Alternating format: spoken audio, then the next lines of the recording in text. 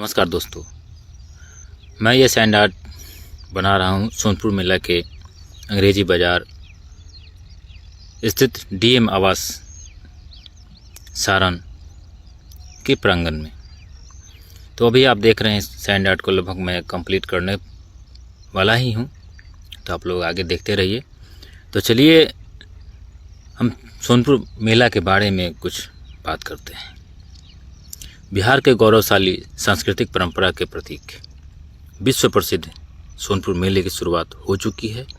एक समय था जब कहा जाता था कि इस मेले में सुई से लेकर हाथी तक बिकता है। मोक्षदायिनी गंगा और नारायणी गंडक नदी के संगम पर स्थित है। सारण, छपरा और वैशाली, हाजीपुर जिले के सीमा पर इस आयोजन को किया जाता है। प्रत्येक वर्ष कार्तिक महीने से प्रारंभ होकर 1 महीने तक चलने वाला इस मेले की प्रसिद्धि ख्याति काफ़ी दूर तक पूरे विश्व में है। तो चलिए इसकी कहानी भी हम जानते हैं। भगवान के 2 भक्त हाथी और मगरमच्छ यानी गज और ग्राह में युद्ध छिड़ गया, तो गज ने भगवान विष्णु की प्रार्थना की। फिर भगवान विष्णु ने सुदर्शन चक्र चलाकर युद्ध को खत्म कराया। सोनपुर में 2 जानवरों के बीच युद्ध हुआ था।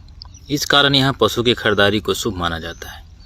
इसी स्थान पर हरि, विष्णु और हर शिव का हरिहर मंदिर भी है, जहाँ प्रतिदिन सैकड़ों भक्त पहुँचते हैं।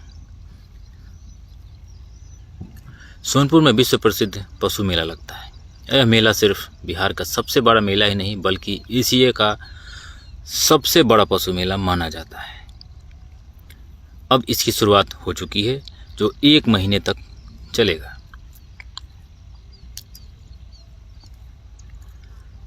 तो आगे भी जानते हैं हम लोग कुछ।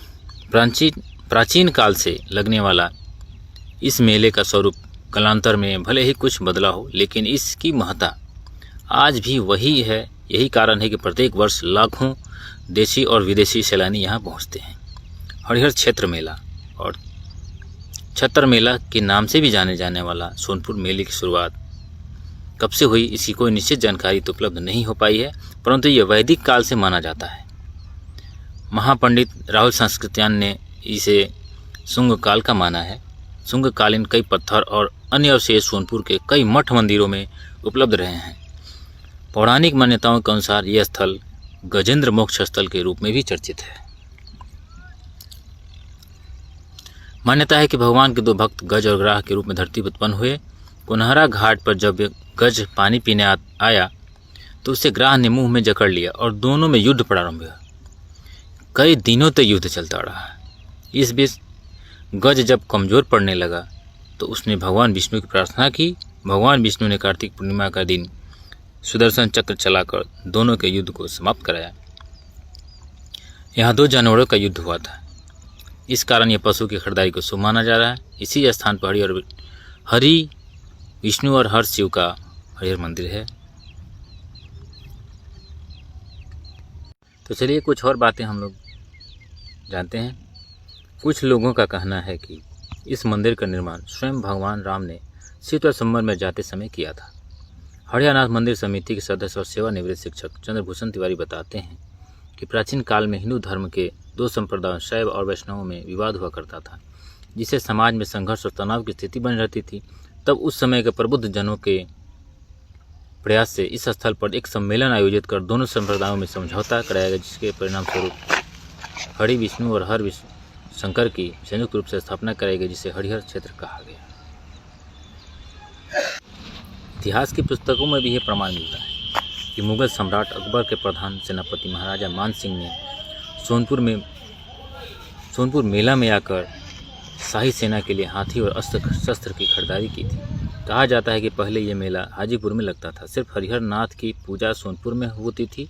बाद में मेला भी सोनपुर में ही लगने लगा। वैसे इस मेले की ख्याति तो पशु मेले के रूप में है, परंतु इस मेले में आमतौर पर सभी प्रकार के सामान मिलते हैं। मेले में जहाँ देश विदेश के क्षेत्रों के लिए पशु के क्रय विक्रय के लिए पहुँचते हैं, वहीं विदेशी सैलानी भी यहाँ खींचे चले आते हैं। तो वहाँ मैं ये सैंड आर्ट बना रहा हूँ। तो आप लोग ये सैंड आर्ट मेरा कैसा लगा और कैसी लगी स्टोरी आप लोग ज़रूर बताएं। और आप सभी का मैं सादर अभिवादन करता हूं कि मेरा ये सैंड आर्ट आप यहाँ तक देख लिए हैं, तो आप पूरा कंप्लीट करिए। बहुत बहुत धन्यवाद।